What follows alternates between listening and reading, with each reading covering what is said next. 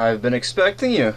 How's it going, everybody? It's Decoder here with Stephen Hawking. It's time for a belated review of the new Alessia Cara LP Know-It-All. Alessia Cara, I usually give a backstory on the artist and tell you kind of how they rose to fame or what their career history has been. I know jack squat about this girl. All I know is that she's a young singing sensation. That's all I know. And I saw her album when I got back off my mission. I was walking through Barnes & Noble, and I was looking for new music to listen to see what had come out. And I saw her album, and I'm like, man, I never heard of her before I left. I wonder who this is. So I got it, and as soon as I heard the song Here, I remember, which is like her big single, one of them.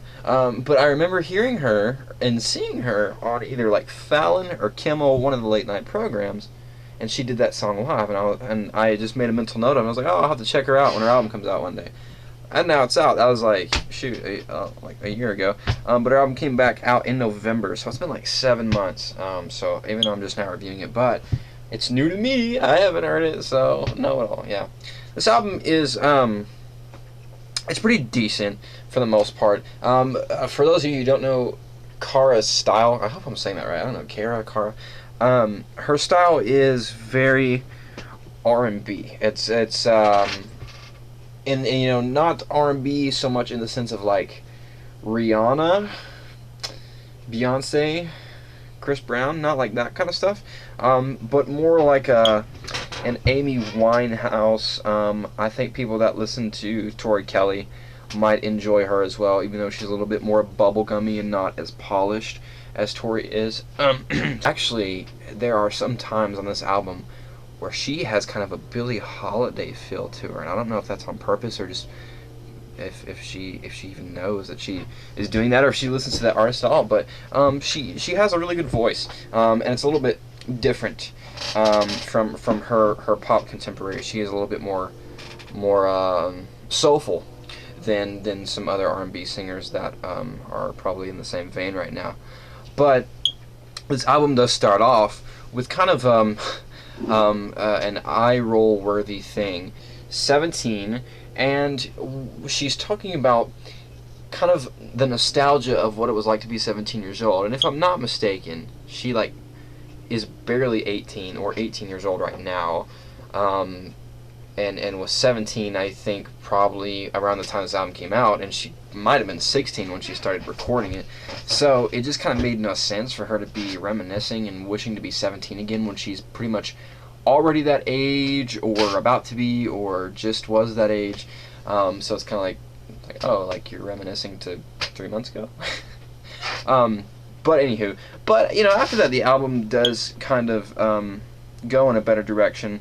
The second track here, which is that more of that Amy Winehouse vibe that I mentioned earlier.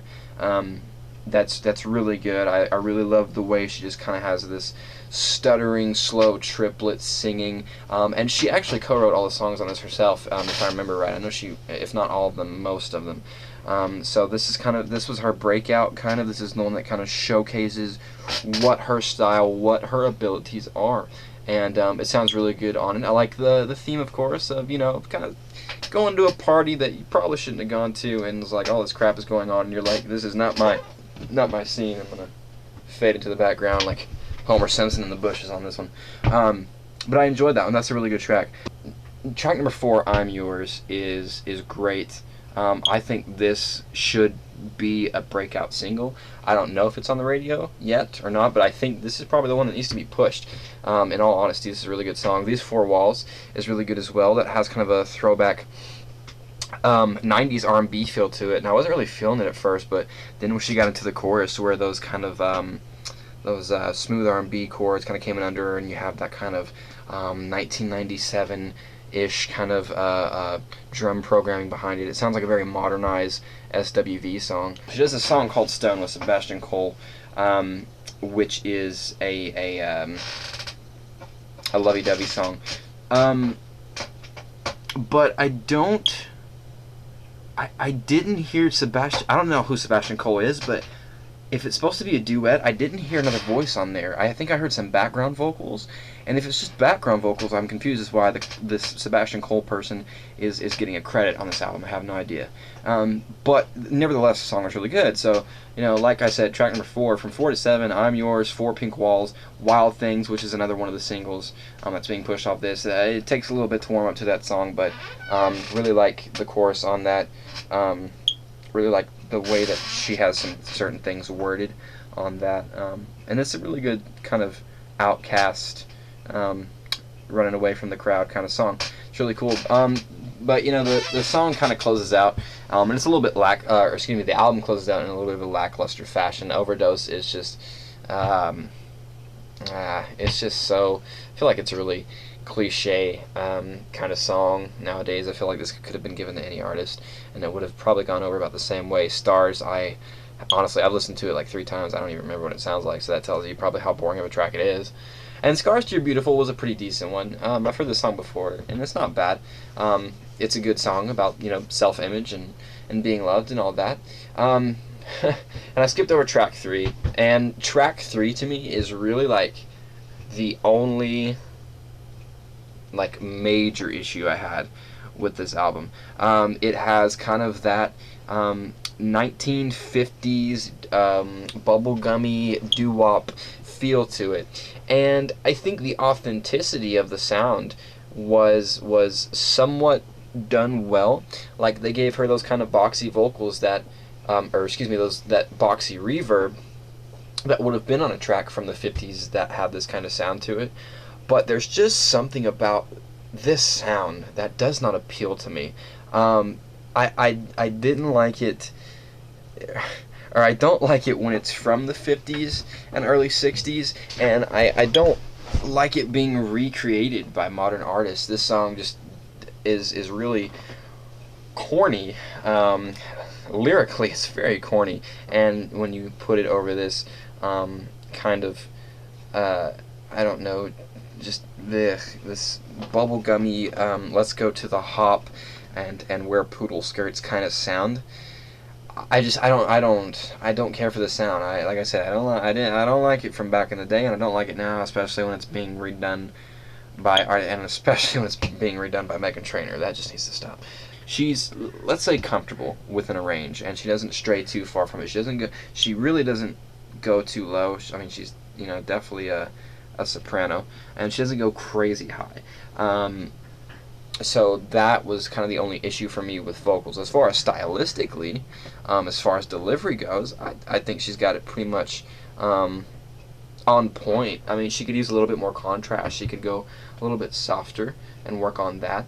But she has no issue belting. She has no issue with vibrato. She has no issue with just having character in her voice. And that was kind of the only downside really to this album is just I need more vocal range, a little bit more contrast. But I think the production on this album, for what it is, it's fine. Really enjoyed the middle chunk of this album, and yeah, I think aside from track number 3, this is a pretty listenable project overall, and so I'm feeling a B- on this thing. It's pretty good. I think it's a great debut for an artist of this age and who's going for this style. I think it was done really well. I'm interested to see where she will go from here. So yeah, that's it.